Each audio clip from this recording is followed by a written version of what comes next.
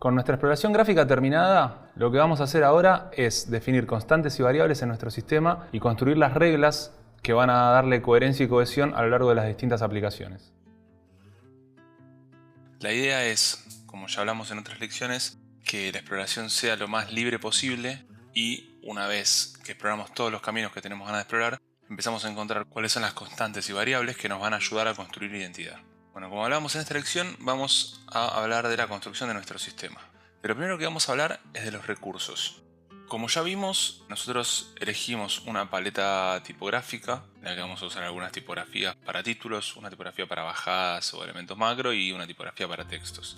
También tenemos elementos ilustrados, tenemos a Kiko, tenemos su paleta, tenemos pelota, tenemos esta pose de Kiko, digamos, también pasada a curvas de un frame.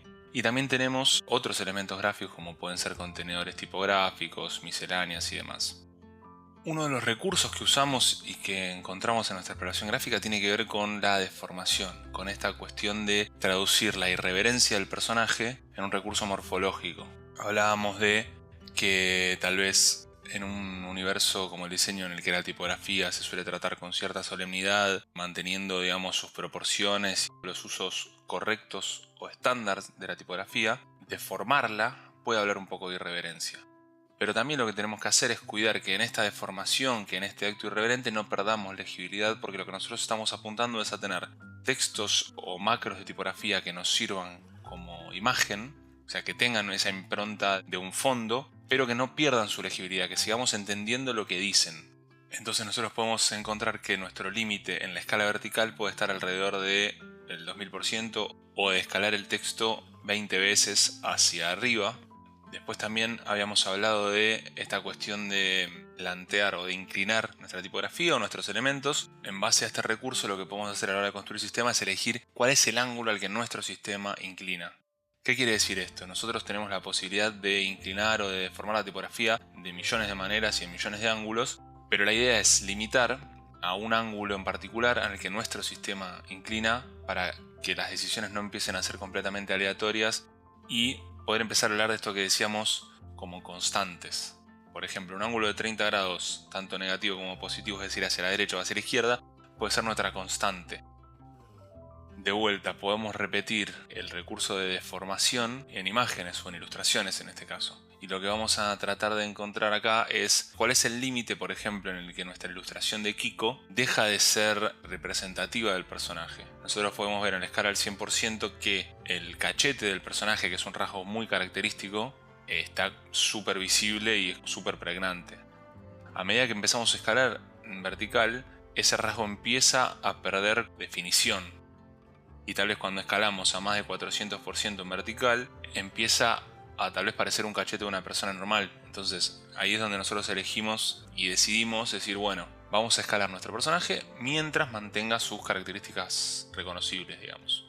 Después tenemos uso de misceláneas, tenemos estas especies de tiritas o rectángulos que usamos como elemento morfológico, casi decorativo, pero que a la vez nos ayudan a construir sentido a lo largo de las piezas. Estos elementos tienen a veces la tramita similar a la del traje de marinero de Kiko, o tienen a veces algunas cuestiones más relacionadas con cinéticas o con garabatos que nos pueden remitir a esto de la juventud, de la irreverencia. Después también hablábamos del uso de gradients durante la exploración, hablábamos de cómo ese degradado es corto, digamos, nosotros tenemos una gran superficie de cada color y el pasaje de un estado al otro refiere a esta ciclotimia, a este cambio brusco de estado que tiene nuestro personaje.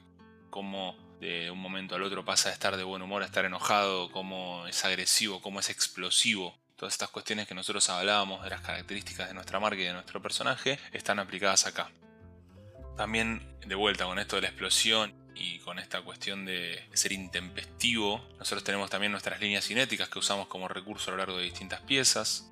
Y bueno, uno de los rasgos más característicos de nuestro sistema tiene que ver con esta cuestión de pop-ups, esta cuestión de la repetición y de la superposición, de algo que te llama la atención o que intenta, digamos, tapar a lo que está por detrás. Esto es un poco una de las cosas que más usamos a lo largo de distintas piezas y que más identidad genera.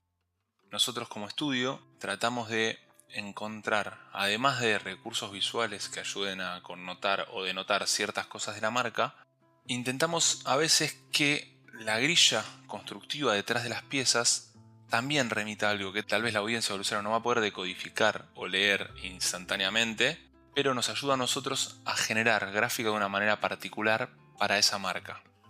Como un ejercicio para hacer esto, decidimos agarrar una de las frases más características de Kiko, que es este cállate, cállate, cállate que me desesperas. Lo que hicimos fue analizar esta frase con algo que nosotros tomamos como importante dentro de nuestro personaje, que tiene que ver con esta repetición, con el ritmo, ¿no? Esta cuestión casi musical que él tiene muchas veces que hablábamos en nuestra exploración conceptual.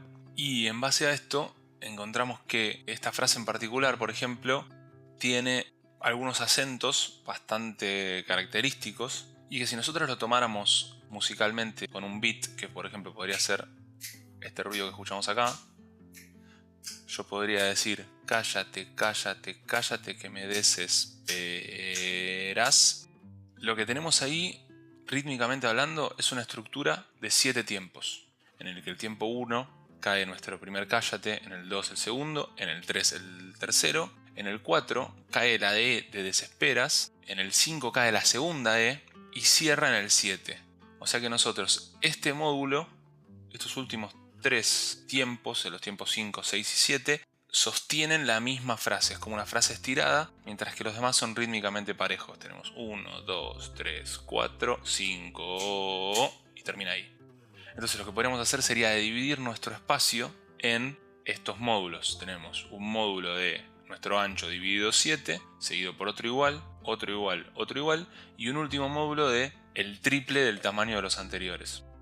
Para construir una grilla, de esta manera nosotros lo que hacemos es, por ejemplo, si tuviéramos una grilla cuadrada de 1 en 1, podríamos dividir nuestro espacio en 7 y enfatizar los momentos en los que la frase rítmicamente es fuerte. También tenemos las otras divisiones porque el ritmo sigue funcionando, pero vamos a tratar de apoyarnos y de generar como la tensión en estos puntos que tenemos como más importantes. De la misma manera podemos aplicar este concepto a una grilla de 16:9 o a grillas impresas como puede ser una hoja 4 o un póster, etc. Cuando empezamos a tomar las piezas de nuestra exploración gráfica y las empezamos a pasar por este tamiz, por esta grilla, empezamos a encontrar que podemos generar puestas similares y pósters o piezas como las que teníamos, apoyándonos en esto y que empieza a dar algo muy particular y muy propio de la marca. Entonces de esta manera encontramos que es una grilla que se verifica, que nos ayuda a generar piezas que te llaman la atención, que son irreverentes, nos ayuda a generar ese sistema gráfico que representa nuestra marca y que además tiene de fondo una idea conceptual.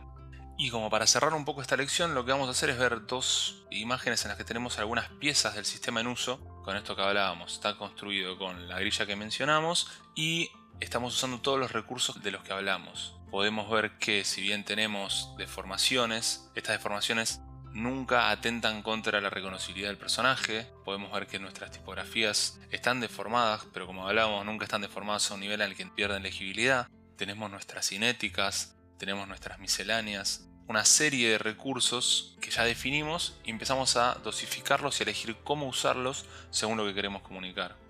Y después tenemos piezas un poquito más jugadas o experimentales en las que podemos empezar a simplemente trabajar con uno de los recursos, con la deformación, o solamente con un recurso como la repetición, o empezar a combinar deformación y repetición. Después también tenemos lugares en los que nos vamos más al extremo, en temas como la irreverencia, o como es este póster en el que tenemos una serie de deformaciones y una trama que ya llega a un nivel de ilegibilidad que nos hace perder un poco la impronta del personaje en sí, pero a su vez verifica todas las otras cosas que hablamos de nuestro sistema porque te llama la atención, te invita a verla, es irreverente, tiene una serie de decisiones que denota que fueron hechas no de manera cuidada, sino que se han hecho de manera explosiva, digamos. Nos refiere a todos los demás conceptos detrás de nuestro sistema. Ya definidas las reglas de nuestro sistema, Bruno nos va a contar cómo diseñar un logotipo.